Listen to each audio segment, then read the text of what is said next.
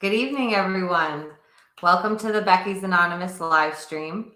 Excited to be here again in this post-election moment, this transition to a new president, a new Congress, and thinking about this holiday season, thinking about family connections, how we as white people can continue to show up in creating the critical conversations that are needed to make this transition end white supremacy and truly be based on justice. And to think about that and think about the critical conversations we need to be having, I'm here with my sister, Kim, and we're going to share what we're thinking about as descendants of the Mayflower. And how do we think about these critical conversations in our family? How are we thinking about ancestral accountability and how we're showing up in these moments ahead of us? And so, Kim, tell us who our ancestor is.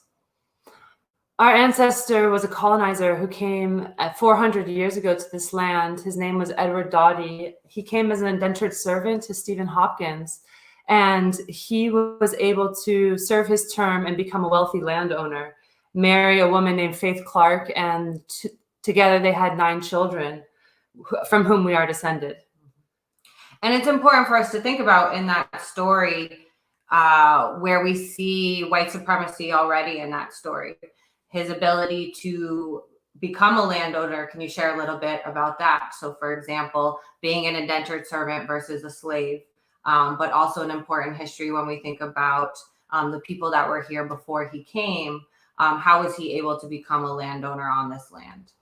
Right. The only reason why people like our ancestor came here was because of the genocide of the people who had lived here for thousands of years before. And in 1616, a European disease was introduced to this region that killed 90% of the native population. And as a result, our ancestor was able to get on a boat, and that was an economic charter, a merchant ship. The Mayflower was a merchant ship. And because of that contract that they had with the British Crown, our ancestor was able to become a landowner and hold private property that is essentially stolen land. And so when we think about this question of, is our ancestor a pilgrim or a colonizer, some of you out there might be thinking about that question yourself and reflecting on what you know about your own history as white people on stolen land. Tell us why use that word colonizer versus pilgrim. Colonizer is a word that this is the system that is still in place today in this country. It's the foundation of our country, was the colonization of this land through genocide, through ecocide, through the ways in which we've exploited the land and profited from the genocide of the people in order to create a system of personal enrichment. And so that is the system that was started then in the colonies, and that continues to be the system that we benefit from today as white people. And so thinking about this moment right now that you're standing in, when you think about this history, how do you think about our ancestral accountability to that? Thinking about identifying ourselves as descendants of the Mayflower, descendants of this history, and descendants of colonizers. It's really critical that I feel first that I have to accept the facts of what it took for our people to come to this land and survive, and that they were the beneficiaries of devastation. And the only reason why we can be here sitting on this land is because it was stolen, and that I have to really accept the weight of that and acknowledge the guilt and the shame, which are natural feelings that arise when I face that truth of my lineage, of our blood, and thinking of 400 years that my people have been able to be here because of that burden that we've placed not only on people but also the planet, and that we continue to exploit the planet in that way. And the ways in which I feel it's critical timing right now, 400 years after the Mayflower arrived, that we question what kind of ancestor we will be for the people who come next, whether it's my children or our children. It is critical that we question, in the face of climate change, in the face of the systemic racism that our country is founded on, and the democratic crisis that we're in currently, that in the context of a global pandemic that's killing more people now, we are gaining so many ancestors right now. It's so important that we really talk about the ways in which our culture is profiting from the death of these people, and our people. And so how we step up now will determine the future and the impact of who we are as ancestors to the coming generations. So want to emphasize that idea of ancestral accountability, encouraging people out there to think this time when you're with your family about what ancestral accountability might look like in your family and your life. For us, though, those feelings of shame and guilt, how do we help ourselves not get stuck there? And how do we step forward into ancestral accountability? Thinking about that, what does that mean for us? Acknowledging these cycles of intergenerational trauma is essential, and recognizing that we have the capacity to heal and interrupt these systems of oppression, of white supremacy, in which we also are a part as perpetuators, and how we can take agency and step into a recognition of our truth, of who we are on this planet at this time. And for me, when, for example, we gather as a family for Thanksgiving, it is not a time of celebration for me. And I think that we share that, of this acknowledgement that is to recognize our lineage and our legacy is a reckoning, is a sense of judgment and justice within our own family, and recognizing the fullness of our history in the historical fact. So this year, we are choosing to participate in the National Day of Mourning here in Plymouth, Massachusetts. And the reason we do that is because we feel, as a family, step into the leadership, the calling from the Indigenous community here in Massachusetts, and recognizing the importance of moving from guilt and shame and into accountability and justice. And that first takes acceptance and acknowledgement and showing up. And so for us here, that's an opportunity for us to participate in that collective healing that it's going to take to change this cycle of trauma and violence that our ancestors brought to this land.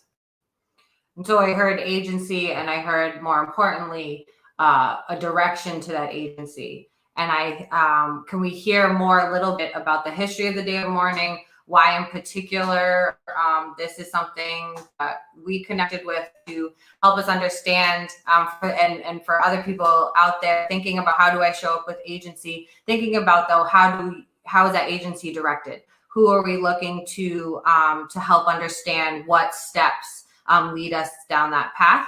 And where it's an important place to start is always with those people who have been most affected by the history that we're talking about. They are going to help those of us looking for direction in our agency to really understand how our agency has the impact that we're looking for, in this case, ending white supremacy.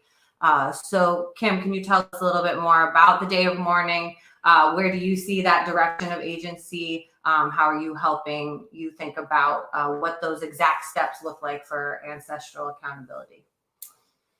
Yeah, I think the National Day of Mourning is a call to action from a deeper root than just a political analysis, that we are being called as descendants of settlers, of occupiers, of colonizers, to recognize our role at this time and to show up in a way that we haven't, because our future depends on it.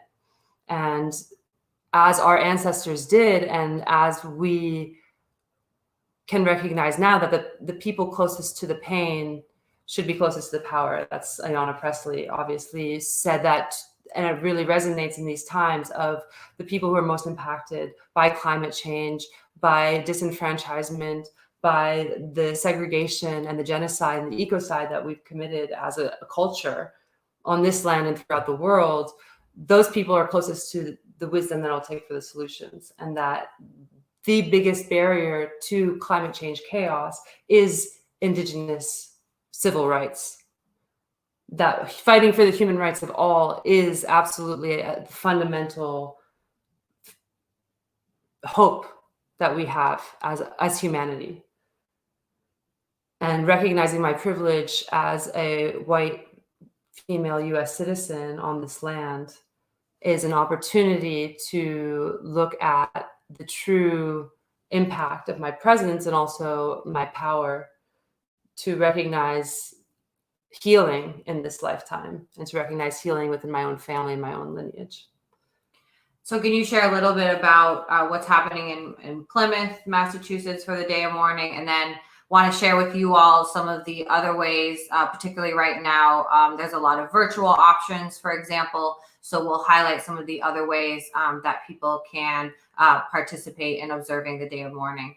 But want to start with just hearing about what happens every year in Plymouth, Massachusetts, as sort of an example of what this National Day of Mourning means to people.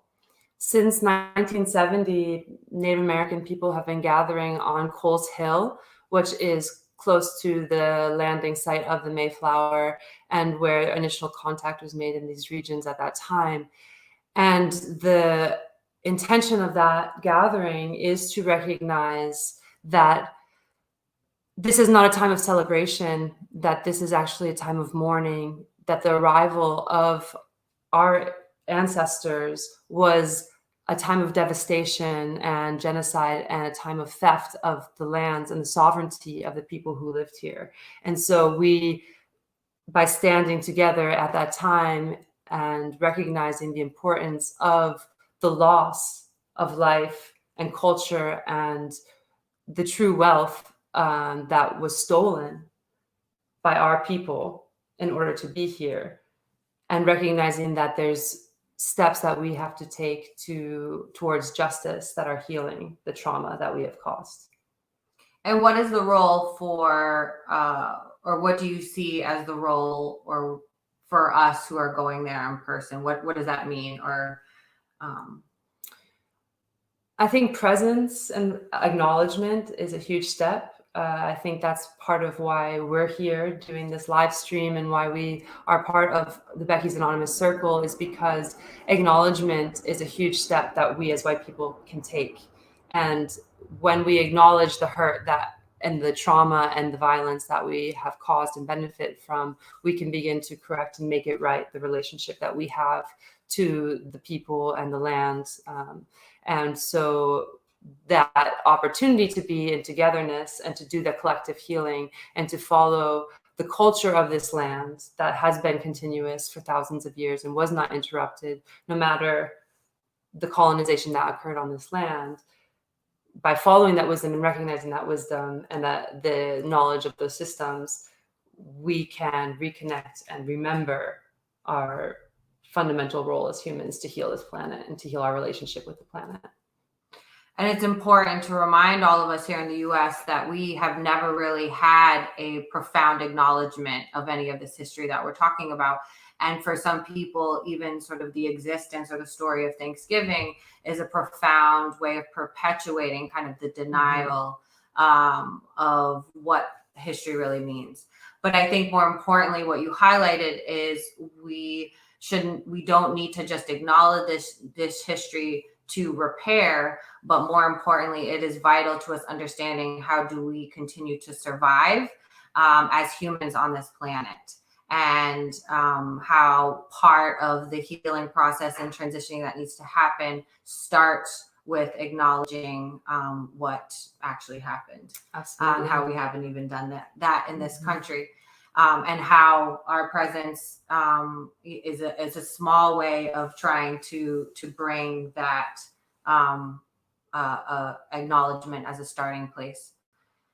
Want to also share, in addition to that, what are some other concrete opportunities for people that may not be in the Massachusetts area or want to participate in other virtual opportunities or other things. So would love to hear, Kim, what else is going on in these communities that are organizing these events. How are they asking for people to show up? What's possible for people to plug into? Absolutely. The National Day of Mourning in Plymouth is hosted by the United American Indians of New England, and they will be live streaming the march and everything that happens on the ground there. So please tune in online. You can join their Facebook group. It's UAINE, or go to their website, uaine.org, in order to stay updated and also to access that live stream on the Thursday, November 26th at noon. And so showing up virtually is really important, and also spreading the word in your social media that it's happening and inviting other people to join you. And participating as a family, I think, is a really important opportunity as well to acknowledge the importance of grief and mourning as we acknowledge the truth and the impact of our history and our context at this time. And then there's also obviously opportunities to donate to the organization that is hosting, and also really urging people to donate to COVID mutual aid relief funds in the Indigenous communities. So we'll have a lot of those resources available through Becky's Anonymous.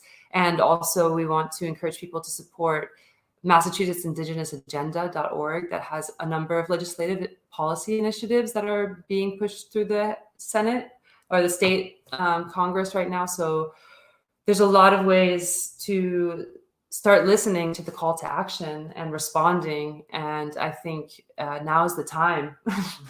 It's more important than ever that we really show up as white people and say that we are investing in a different future than the one that was given to us by our ancestors, and that we're making a different choice for the sake of the children. And I think it's important to remind ourselves that this is not just about how do we show up on the National Day of Mourning, or how do we show up in November, or how do we show up this holiday season. It's about how we continue to show up. I think what we learned from this past election is how much work is still left for us. And I think particularly for those of us who identify as white, and particularly as white women, who overwhelmingly came out in support of Trump, there's a lot of work for us very specifically to do. And so how do we help each other have those resources and skills to have those critical conversations that, again, are going to help this transition that we're in truly be a transition to ending white supremacy. And no better place to start than really helping all of us white people really understand the history of Indigenous people in this country, and the legacy that many of our ancestors we're continuing to perpetuate today. And more importantly, how do we change that? Yeah, and I think here at Becky's Anonymous, one of our fundamental goals is to realize reparations, and recognizing that reparations is a national agenda as much as it is a personal and a community level agenda, that we can really start developing sustainable solutions and working to shift the political economy of colonization that was brought to this land by our ancestors, and actively choose to create an economy that fosters life and doesn't profit from death. And we can start reconnecting with the sacredness of life, the true value of life, in our daily lives and in the way that we relate as a family. And I think that's really what this opportunity, this upcoming holiday, is an opportunity within the family to recognize that healing. So. How we're really shifting to survive, and starting with our families being the ultimate kind of building block of how we can then shift our entire society. So we'll leave with everyone with that. Of course, please continue to plug in with us on social media, where we'll continue to be having this conversation and be continuing to share resources that you can plug in with. Please, for those of you who are interested and been in our intro circle, join us this Wednesday on our growth circle. You can RSVP for that. And we look forward to seeing all of you on our next live stream next month. And so thank you all. Wish you all the best and all love to you and your families. Thank you.